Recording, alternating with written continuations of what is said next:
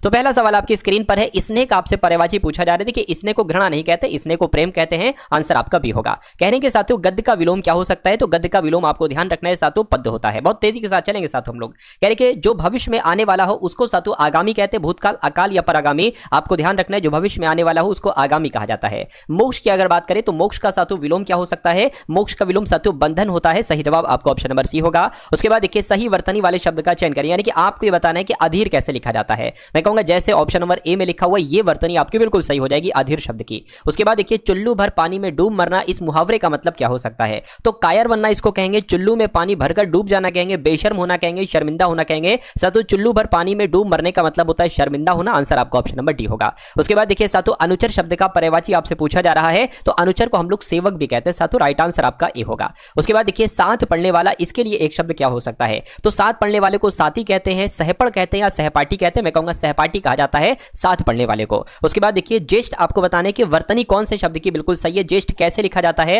मैं कहूंगा जैसे ऑप्शन नंबर सी में लिखा हुआ है ऐसे लिखा जाता है। उसके बाद देखिए साथियों शिक्षक का आपसे पर्यायवाची पूछा जा रहा है, तो शिक्षक के तो बहुत सारे पर्यायवाची होते हैं, लेकिन इसमें से क्या कहेंगे साथियों, देखिए विद्यार्थी दिवाकर विभा थोड़ी ना कहा जाएगा शिक्षक को गुरु कहा जाएगा, तो गुरु आपका ऑप्शन नंबर ए वाले में है। उसके बाद देखिए जो सबको प्रिय लगे, जो सबको प्रिय हो, उसके लिए साथियों एक शब्द क्या हो सकता है, सर्वप्रिय, रमणीय, शोभनीय या सुंदर। मैं कहूंगा सबसे उपयुक्त शब्द जो होगा वो सर्वप्रिय हो जाएगा, जो सबको प्रिय हो। आंसर आपका ऑप्शन नंबर ए होगा। उसके बाद देखिए खाली जगह वाला एक सवाल है, मेरे माता पिता की ओर से किसी ढेर सारा प्यार, या मेरे माता पिता की ओर से सभी ढेर सारा प्यार, या मेरे माता पिता की ओर से तुम्हें ढेर सारा प्यार। तो यहां पर जो शब्द आएगा वो तुम्हें आएगा। राइट आंसर आपका ऑप्शन नंबर सी होगा। कहा जा रहा है कि कलेजे पर पत्थर रखना, ये एक मुहावरा है, उस मुहावरे का मतलब क्या होता है, भारी पत्थर कलेजे पर रखना नहीं, जी कड़ा करना है ना, जी कड़ा करना, या साथियों कलेजे को पत्थर पर रखना ये भी नहीं होगा, दिल बड़ा करना नहीं। देखिए कलेजे पर पत्थर रखने का मतलब होता है जी कड़ा करना। राइट आंसर आपका जो जाएगा वो ऑप्शन नंबर साथियों बी के साथ जाएगा। ठीक है ना, चलिए उसके बाद देखिए अगले नंबर का सवाल है, आपसे कहा जा रहा है यहां पर कि दिए गए वाक्य का वो भाग याद करिए जिसमें कोई त्रुटि है। तो कोई गुंडा भरे बाजार में किसी को हत्या करके चला गया, तो किसी को हत्या करके चला नहीं, किसी की हत्या करके चला गया ये होना चाहिए। तो गलती कहां पर है साथियों, यहां पर है, और यही आपका जवाब हो जाएगा। उसके बाद देखिए साथियों उष्ण का आपसे विलोम पूछा जा रहा है। साथियों उष्ण का विलोम क्या होता है ये आपको मालूम होना चाहिए। उष्ण का विलोम साथियों शीत होता है। आंसर आपका ऑप्शन नंबर सी है। ओखली में सिर देना, इस मुहावरे का मतलब साथियों क्या हो सकता है, क्या ओखली के समान सर होना, ओखली में सिर देकर उसे कूटना, ओखली को सिर पर रखना, जानबूझकर मुसीबत में पड़ना। बिल्कुल साथियों जानबूझकर मुसीबत में पड़ने को कहा जाता है ओखली में सिर देना। उसके बाद देखिए साथियों अव्यय का विलोम क्या होगा मुझे बताइए। तो अव्यय का विलोम व्यर्थ व्यय होगा, अति व्यय होगा, खर्चीला होगा, मित व्यय होगा। मैं कहूंगा अव्यय का विलोम जो होगा वो मित व्यय होगा। आंसर आपका अगर ऑप्शन नंबर डी है तो बिल्कुल करेक्ट है। उसके बाद देखिए साथियों जो दूर की सोचता है उसके लिए एक शब्द क्या होगा, तो उसको तो दूरदर्शी कहा जाएगा। जो दूर की सोचता है उसको दूरदर्शी ही तो कहा जाएगा। सही वर्तनी वाले शब्द का साथियों चयन करिए। आपको बताना है दुर्लभ कैसे लिखा जाएगा। देखिए ऐसे नहीं लिखा जाएगा दुर्लभ, आपकी अगर बात करें तो जैसे ऑप्शन नंबर बी में लिखा हुआ है ऐसे लिखा जाएगा साथियों दुर्लभ। आंसर आपका ऑप्शन नंबर बी होगा।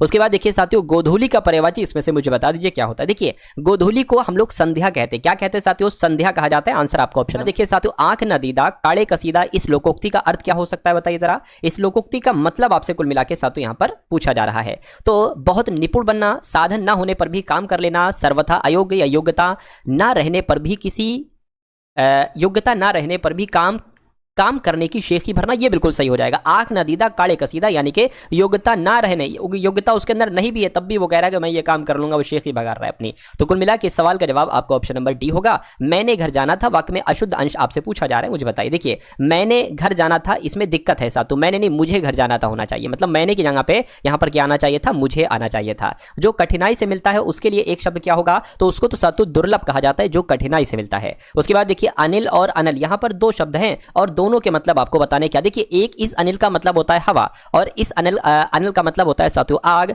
तो हवा आग कहां पर लिखा हुआ है, यहां पर लिखा हुआ है साथियों वायु और अग्निबाद, तो एक ही है। आंसर आपका ए हो जाएगा। उसके बाद देखिए तद्भव शब्द आपसे यहां पर पूछा जा रहा है, कौन सा तद्भव शब्द है।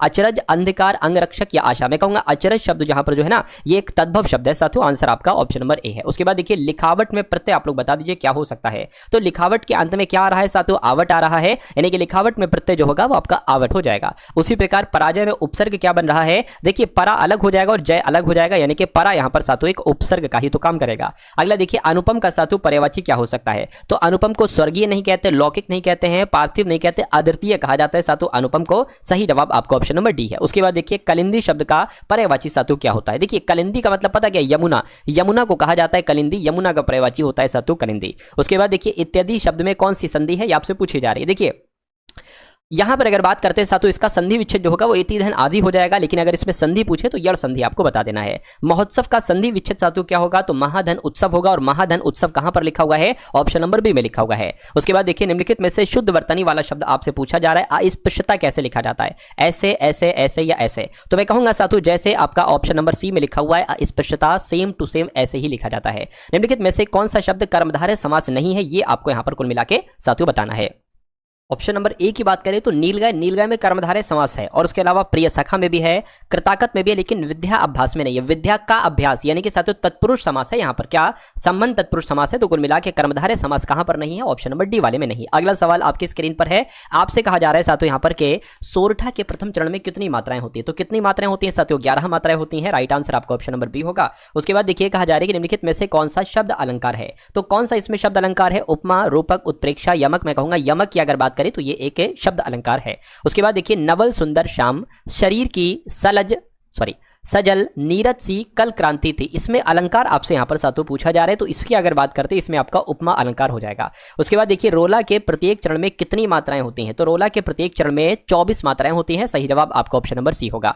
प्रेम सागर साथियों किसकी रचना है आपसे पूछा जा रहा है, तो प्रेम सागर की अगर बात करें तो ये लल्लू लाल की रचना है। राइट आंसर आपका ऑप्शन नंबर सी है। उसके बाद देखिए साथियों विनय पत्रिका की भाषा क्या है, तो विनय पत्रिका की भाषा क्या है, ब्रिज भाषा है, मैं कहूंगा बिल्कुल। और विनय पत्रिका के रचनाकार कौन है, एक बार कमेंट में आप लोग मुझे बता दीजिए। उसके बाद देखिए आदि काल को वीरगाथा काल किसने कहा था, आपसे अगर एग्जाम में साथियों पूछा जाए तो ये बात आप लोग ध्यान रखेंगे, पंडित रामचंद्र शुक्ल इनका नाम है, और इन्होंने आदि काल को वीरगाथा काल कहा था। अगला देखिए निम्नलिखित में से कौन सी कृति महादेवी वर्मा की है, तो मैं कह सकता हूं साथियों कौन सी कृति महादेवी वर्मा की है, ये बात आपसे पूछी जा रही है। तो जो निहारिका है ना साथियों, ये महादेवी वर्मा की कृति है। उसके बाद देखिए साथियों अब आपके सामने संविधान के क्वेश्चंस होंगे, मूल विधि के क्वेश्चंस होंगे, यूपी के करंट अफेयर के सवाल होंगे, जीके जीएस करंट अफेयर सब कुछ साथियों हम लोग देखेंगे। तो इन 40 सवालों को भी आप लोग बहुत ध्यानपूर्वक देख लीजिए। भारतीय संविधान के जो राज्य के नीति निर्देशक सिद्धांत है इनको कहां से लिया गया, यानी कि किस देश के संविधान से लिया गया है, तो आयरलैंड देश के संविधान से लिया गया है। उसके बाद देखिए निम्नलिखित में से कौन सा राज्य भारतीय संविधान की 6वीं अनुसूची द्वारा शामिल नहीं है, तो कौन कौन सा है, देखिए त्रिपुरा है, असम है, मिजोरम है,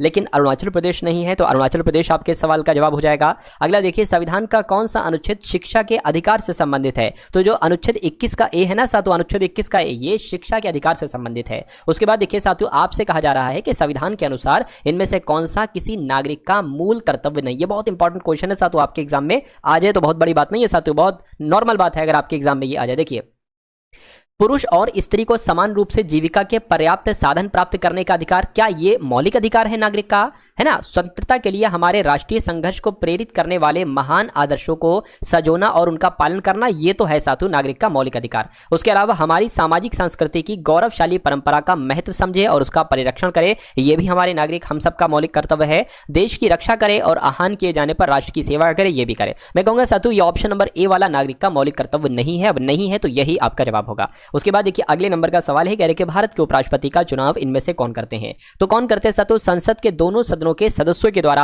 यानी कि राज्यसभा और लोकसभा के सदस्यों के द्वारा ही भारत के उपराष्ट्रपति का चुनाव किया जाता है। किसी धन विधेयक के लोकसभा में पारित होने के बाद राज्यसभा उस विधेयक को अधिकतम कितने दिनों के भीतर लोकसभा में लौटा सकती है, तो कितने दिनों के भीतर, मैं कहूंगा 14 दिनों के भीतर लोकसभा को लौटा सकती है। सही जवाब आपका ऑप्शन नंबर ए होगा। भारतीय संविधान के अनुसार इनमें से कौन राज्य कार्यपालिका का अंग है, तो कौन सा साथियों राज्य कार्यपालिका का अंग है, आपसे पूछा जा रहा है। भारत के महान्यायवादी, भारत के उपराष्ट्रपति, प्रधानमंत्री, राज्यपाल, मैं कहूंगा राज्यपाल जो है ना ये राज्य कार्यपालिका का एक अंग है। राइट आंसर आपका ऑप्शन नंबर डी होगा। उसके बाद देखिए अगले नंबर का सवाल आपकी स्क्रीन पर है, आपसे कहा जा रहा है कि भारत के उच्चतम न्यायालय के मुख्य न्यायाधीश और 3 अन्य न्यायाधीशों की नियुक्ति कौन करते हैं, तो कौन करते हैं साथियों, राष्ट्रपति ही करते हैं। सही जवाब आपका भी होगा। वर्ष 1959 में पंचायती राज व्यवस्था को अपनाने वाला पहला भारतीय राज्य साथियों कौन सा बना था, तो कौन सा बना था साथियों, राजस्थान बना था। मैं कहूंगा बिल्कुल सही जवाब आपका ऑप्शन नंबर ए राजस्थान हो जाता है। भारतीय संविधान के किस अनुच्छेद में वित्तीय आपातकाल से संबंधित प्रावधान वर्णित हैं, तो मैं कहूंगा अनुच्छेद 360 की जब हम बात करते हैं तो इस अनुच्छेद में ही वित्तीय आपातकाल से संबंधित प्रावधान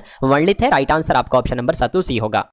किस विधि अधिकारी के पास संसद के दोनों सदनों में बोलने का अधिकार, क्या महाधिवक्ता के पास है, कानूनी सलाहकार के पास है, सॉलिसिटर जनरल के पास है या महान्यायवादी के पास है। मैं कहूंगा विधि अधिकारी, कौन वो विधि अधिकारी हैं, वो अटॉर्नी जनरल हैं जिनके पास संसद के दोनों सदनों में बोलने का अधिकार है, ये आपको ध्यान रखना है। वजन के अनुसार भूपर्पटी ऑक्सीजन का लगभग कितना प्रतिशत है, साथियों कितना प्रतिशत है, 46.6% है। बिल्कुल सही जवाब आपका ऑप्शन नंबर डी होगा।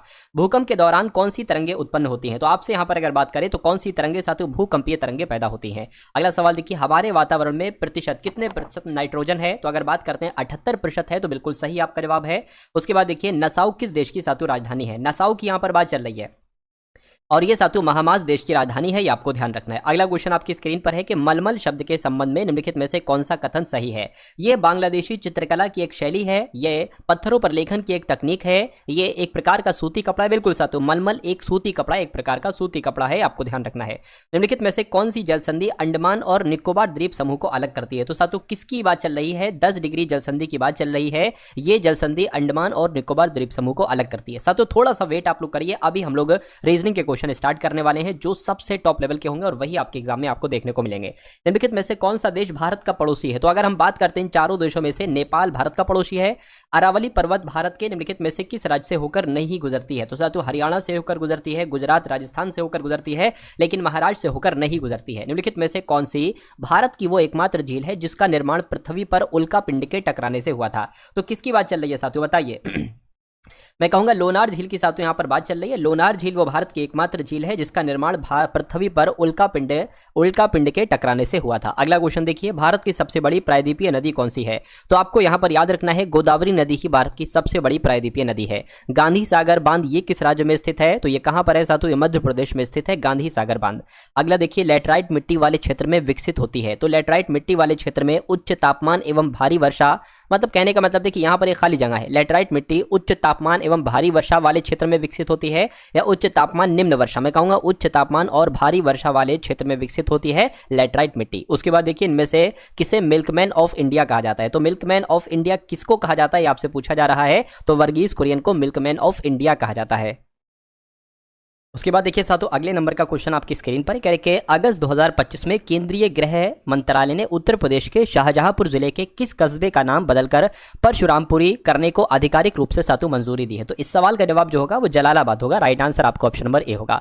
केंद्रीय मंत्री अश्विनी वैष्णव जी ने भारत की पहली टेम्पर्ड ग्लास फैक्ट्री का उद्घाटन साथियों कहां पर किया है? तो उत्तर प्रदेश के नोएडा में किया है। मैं कहूंगा बिल्कुल सही जवाब आपका ऑप्शन नंबर साथियों सी हो जाएगा। उसके बाद देखिए अगले नंबर का सवाल आपकी स्क्रीन पर है, आपसे कहा जा रहा है दुनिया का पहला सिरेमिक कचरे से बना पार्क अनोखी दुनिया ये कहां पर स्थापित किया गया? तो आपको मालूम होना चाहिए उत्तर प्रदेश के बुलंदशहर में साथियों दुनिया का पहला सिरेमिक कचरे से बना पार्क जिसका नाम अनोखी दुनिया है, इसको स्थापित किया गया है। अगला देखिए, सितंबर 2025 में किस राज्य सरकार ने भारत के पहले महिला आर्थिक सशक्तिकरण सूचकांक का शुभारंभ किया? तो किसकी बात चल रही है? अपने उत्तर प्रदेश की बात चल रही है। उत्तर प्रदेश राज्य सरकार ने भारत के पहले महिला आर्थिक सशक्तिकरण सूचकांक का शुभारंभ किया है। अगला देखिए, नियंत्रक एवं महालेखा परीक्षक की राज्य वित्त रिपोर्ट 2022-23 के अनुसार वित्त वर्ष 2022-23 में किस राज्य ने सबसे अधिक राजस्व अधिशेष दर्ज किया था? तो किसने किया था साथियों? उत्तर प्रदेश ने किया था, तो उत्तर प्रदेश आपका जवाब होगा। उसके बाद देखिए, रक्षा मंत्री राजनाथ सिंह ने भारत के सबसे बड़े टाइटेनियम और सुपर एलॉय मटेरियल संयंत्र का उद्घाटन कहां पर किया है? तो कहां पर किया है साथियों? उत्तर प्रदेश के लखनऊ में किया है। राइट आंसर आपका ऑप्शन नंबर डी होगा। उसके बाद देखिए, आरबीआई ने किसे एग्जीक्यूटिव डायरेक्टर नियुक्त किया है? तो इनका नाम उषा जानकी रमन है और इनको आरबीआई ने एग्जीक्यूटिव डायरेक्टर नियुक्त किया है। यह क्वेश्चन बहुत इंपॉर्टेंट था। उसके बाद देखिए, किस राज्य के 5 उत्पादों को नए जीआई टैग मिले हैं? तो किसकी बात चल रही है साथियों? तमिलनाडु की बात चल रही है। तमिलनाडु राज्य के 5 उत्पादों को नए जीआई टैग मिले हैं।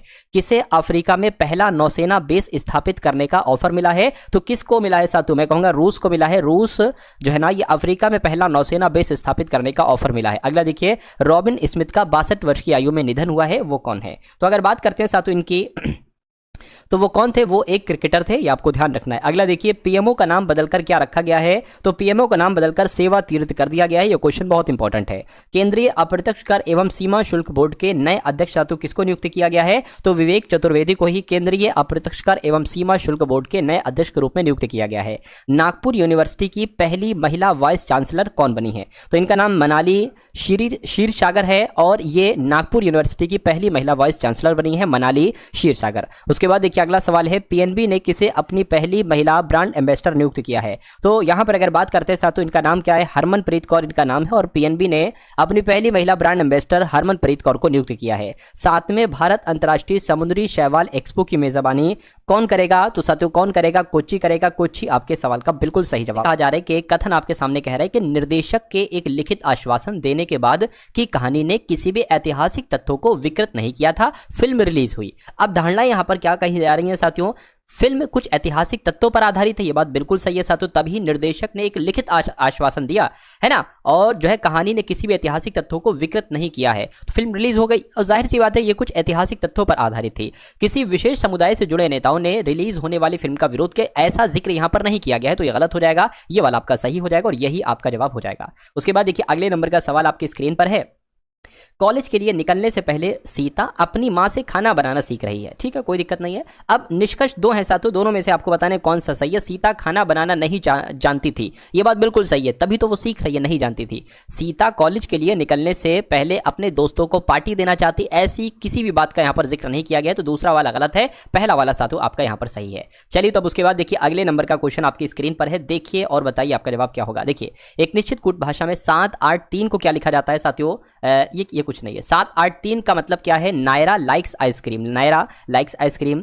135 का अर्थ क्या है साथियों, ice cream are tasty, ice cream are tasty. 254 का मतलब क्या है साथियों, वी आर फ्रेंड्स। तो इसमें आपसे पूछा जा रहा है कि टेस्टी का कोड क्या हो सकता है। अब आप सबसे पहले ये देखिए टेस्टी कहां पर लिखा है, टेस्टी इस वाली लाइन में लिखा है, आइसक्रीम आर टेस्टी, यानी कि टेस्टी का कोड या तो 1 हो या तो 3 हो या तो 5 हो। अब आपको देखना है आइसक्रीम का कोड क्या है और आर का कोड क्या है, वो इसमें से निकाल देना। देखिए इसमें आइसक्रीम है, तो देखिए इसमें और इसमें आपको क्या नंबर सेम लग रहा है, 3 लग रहा है, तो 3 आइसक्रीम का कोड है, 3 आंसर नहीं हो सकता।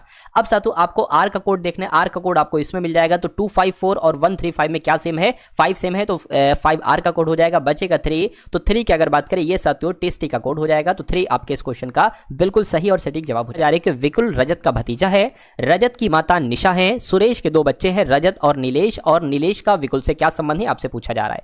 देखिए यहां पर लिखा हुआ रजत की माता कौन है, निशा है, तो रजत मान लीजिए, रजत की माता कौन है साथियों, रजत की माता जी निशा है, ठीक है। अब यहां पर कहा जा रहा है कि रजत का भतीजा विकुल है। अच्छा रजत का भतीजा यानी कि रजत का कोई भाई होगा और उस भाई का बेटा कौन होगा साथियों, उस भाई के बेटे का नाम विकुल होगा, तभी तो साथियों ये रजत का भतीजा हो पाएगा विकुल। उसके बाद कहा जा रहा है कि सुरेश के 2 बच्चे हैं रजत और नीलेश, यानी कि सुरेश की अगर बात करते हैं तो सुरेश के 2 बच्चे हैं, एक कौन है, एक रजत है और एक कौन है, एक साथियों नीलेश है। तो इसमें तो कोई दिक्कत नहीं है, रजत की माता है निशा, पिता है सुरेश, यानी कि ये दोनों आपस में पति पत्नी हैं। तो नीलेश का विकुल से क्या संबंध, यानी कि विकुल क्या कहेगा नीलेश को, तो विकुल नीलेश को क्या कहेगा, पिताजी कहेगा। पिताजी कहां पर है, ऑप्शन नंबर बी वाले में। अगला सवाल साथियों आपकी स्क्रीन पर है, देखिए सवाल को और बताइए आपका जवाब क्या हो सकता है। एक दिन प्रातःकाल पी तथा क्यू, ये कुछ नहीं है, पी तथा क्यू आमने सामने होकर खड़े बातें कर रहे हैं। क्यू की परछाई पी के दाईं ओर थी, तो बताओ पी का मुख किस दिशा में है और क्यू का मुख किस दिशा में। देखिए क्यू की परछाई पी के दाईं ओर पड़ रही है ना, तो और प्रातः काल की यहां पर बात चल रही है, तो मान लीजिए साथियों प्रातः काल सूरज आपका इधर को है और ये दोनों एक यहां पर खड़ा हुआ है ना। अगर क्यू की परछाई पी के दाईं ओर पड़ रही है तो पी मैं कहूंगा यहां पर बनेगा, क्यू यहां पर पड़ेगा, सूरज की रोशनी पड़ेगी है ना, तो पी के दाईं ओर देखिए क्यू की परछाई किधर पड़ेगी, क्यू की परछाई इस तरफ पड़ेगी जो कि पी का दायां ही तो होगा। तो आपसे पूछा जा रहा है पी का मुख किस दिशा में है, तो पी का मुंह इस दिशा में है, यानी कि पी का मुंह दक्षिण की दिशा में है, दक्षिण सब में लिखा हुआ है, और क्यू का मुंह साथियों उत्तर दिशा में है, उत्तर सिर्फ ऑप्शन नंबर ए में लिखा हुआ है। उसके बाद देखिए साथियों अगला सवाल है, कह रहे हैं कि 6 मित्र हैं, पंकज, काजी, रोहित, सनी, तबरेज और मनोरंजन। अच्छा मनोरंजन ये एक बंदा है, एक षटभुजाकार मेज के चारों ओर केंद्र की ओर मुंह करके साथियों बैठे, यानी कि जिसके कितने कोने हैं, 6 कोने हैं। तो मान लेते हैं साथियों हम इस तरफ क्या, इस तरफ बना सकते हैं, 6 कोने होंगे, 1 2 3 4 5 और एक 6, 1 2 3 4 5 6, एक एक्स्ट्रा बन गया, कोई बात नहीं मैंने हटा दिया। देखिए साथियों यहाँ पर आपसे क्या कहा जा रहा है, बहुत ध्यान से देखिएगा। पंकज मनोरंजन के बाएं दूसरा है, काजी रोहित और सनी का पड़ोसी है, तबरेज सनी के बाईं ओर दूसरा है। क्या कुछ कॉमन मिल रहा है, अगर हम इस वाली लाइन को सॉल्व करेंगे क्या पंकज या मनोरंजन हमें आगे कहीं मिलेंगे, आगे हमें नहीं मिल रहे हैं साथियों। अगर हम इस वाली लाइन को सॉल्व करेंगे तो सनी हमें यहाँ पर मिल रहा है और सनी हमें यहाँ पर भी मिल रहा है। तो कहा जा रहा है कि काजी जो है ना रोहित और सनी का पड़ोसी, तो इसको स्किप कर दीजिए। तबरेज सनी के बाएं दूसरा है, ये बिल्कुल सटीकता से हम बना लेंगे। सनी को आप कहीं पर बैठा दीजिए, मान लीजिए सनी को आपने यहां पर बैठा ला, सबका मुंह केंद्र की तरफ है, ठीक है कोई दिक्कत नहीं। सनी के बाएं और दूसरा कौन है, तबरेज है, यानी कि सनी के बाएं और दूसरा तबरेज है, तो तबरेज आपका यहां पर बैठेगा। उसके बाद यहां पर एक बात कही जा रही थी, अब देखिए सनी और रोहित का पड़ोसी काजी है, तो सनी और रोहित यहां पर तो आ नहीं सकता, तो मैं कहूंगा सनी और रोहित यहां पर आ जाएगा, और सनी और रोहित का पड़ोसी कौन है, काजी है, तो काजी यहां पर आ जाएगा, ठीक है ना। उसके बाद अब फिर से एक बार पढ़ लीजिए, पंकज मनोरंजन के बाएं दूसरे स्थान पर बैठा है। अब देखिए अगर आप मनोरंजन को यहां पर बैठा देंगे तभी मनोरंजन के बाएं और दूसरे स्थान पर साथियों पंकज बैठ पाएगा, जो कि यहां पर बैठेगा। सारे के सारे लोग बैठा लिए। काजी के बाएं चौथा कौन है, काजी ये है, काजी के बाएं चौथा कौन है, 1 2 3 4, काजी के बाएं चौथा साथियों पंकज है, तो पंकज आपके इस क्वेश्चन का बिल्कुल सही जवाब हो जाएगा। उसके बाद देखिए अगले नंबर का सवाल है आपसे, यहां पर देखिए 3 चीजें हैं, स्क्वायर है, रेक्टेंगल है, ट्रायंगल है। आपसे कहा जा रहा है कि जो रेक्टेंगल में है ना 16, 20, 9 ये सब मूवीज़ हैं, जो स्क्वायर में है 11, 9, 20, 18 ये सब कार्टून है, और जो ट्रायंगल में 19, 11, 9 ये सब स्पोर्ट्स हैं। ठीक है,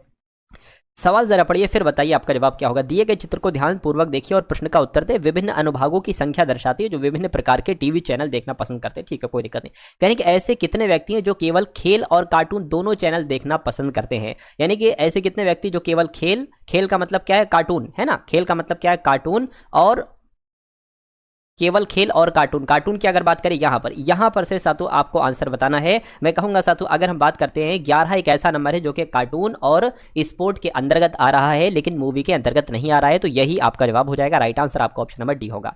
उसके बाद देखिए, यदि अंग्रेजी वर्णमाला के द्वितीय अर्धांश को विपरीत क्रम होना चाहिए, विपरीत क्रम, अच्छा विपरीत कर दिया जाए, सॉरी विपरीत कर दिया जाए, तो दाएं से 8वें अक्षर के बाएं 5वां अक्षर क्या होगा। देखिए पूरी अंग्रेजी में कितने लेटर होते हैं, 26 होते हैं, यानी कि 13 और 13 के ये होते हैं शुरू के, 1 से लेकर M तक प्रथम अर्धांश होता है और N से लेकर Z तक ये द्वितीय अर्धांश होता है। यहाँ पर जिक्र है द्वितीय अर्धांश को विपरीत क्रम में लिख दिया जाए, यानी कि जो पहला वाला अर्धांश है A B C D E F G H I J K L M N O P Q, sorry मैं ज्यादा तक चला गया, यानी कि एम तक लिखना चाहिए। यानी कि जो प्रथम अर्धांश है ये तो ज्यों का त्यों लिखना, लेकिन द्वितीय अर्धांश को विपरीत क्रम में लिखा जाए, यानी कि जेड वाई ऐसे ऐसे थोड़ी ना साथियों, है ना। यहाँ पर एम आ गया तो साथियों N O P Q R S T U V W X Y Z. ठीक है, ये द्वितीय अर्धांश हो गया।